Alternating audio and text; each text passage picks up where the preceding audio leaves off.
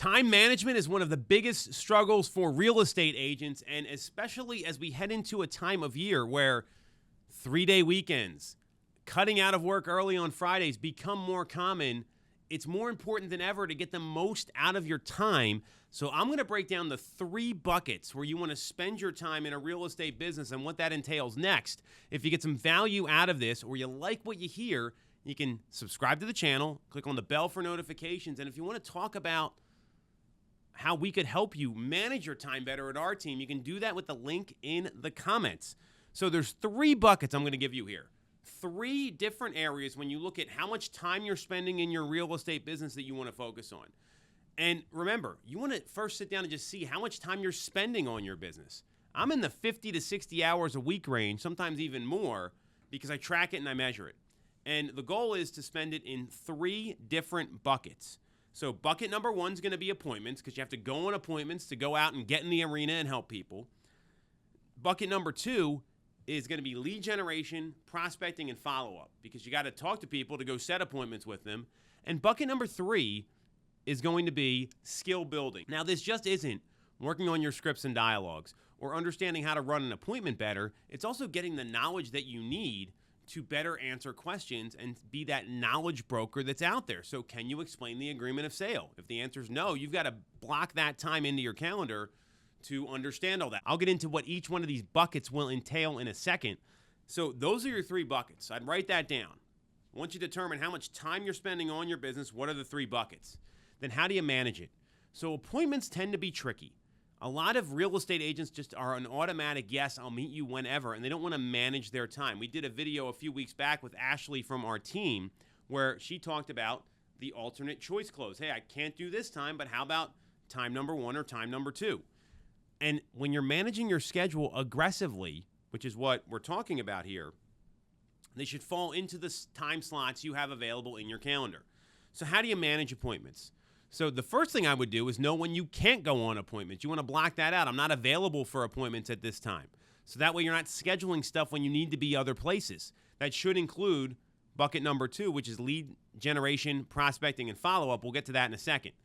So you want to know when you can't meet with people. Then you want to know when you can meet with people and maybe put a time block in there available for appointments. But if that's like a 5 or 6 hour time block, that can even get pretty messy when it comes to travel time and getting to places. So instead, what I would suggest is if you're starting all your appointments at 1 o'clock and you're going to go till, let's say, 6 or 7 o'clock, let's say 7 in this scenario, have 3 different 2-hour time blocks. That way you can fit in 3 different clients you're meeting on a daily basis. Hey, I can do 1 to 3. The whole 2 hours is yours. We can look at 1 home. We can look at 5 homes. I can meet you at your home. I can be there at 1. I just got to be out of there by 3 for my next meeting.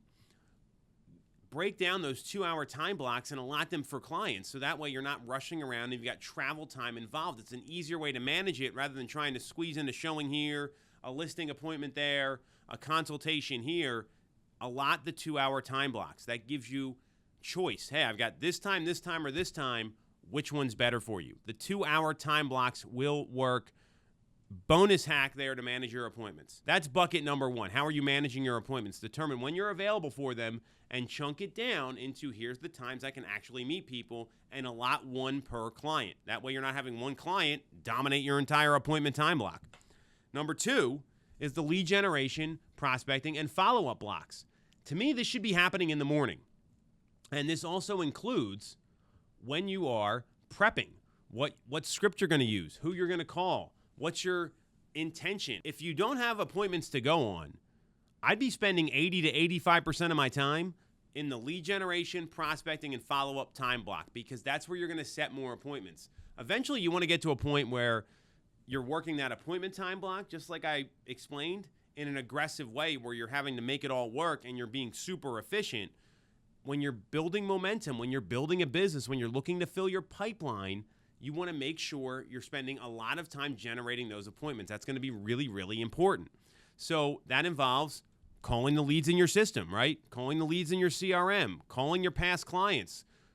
You should just be using the words clients. We've gone over that before. Calling your clients, working your sphere, understanding what you're doing to get listings, to get buyer appointments, whatever your strategy is in your business plan that you probably did the end of last year, implement that strategy. during that time bucket. Follow-up is just as important. Are you sending the properties that you promised?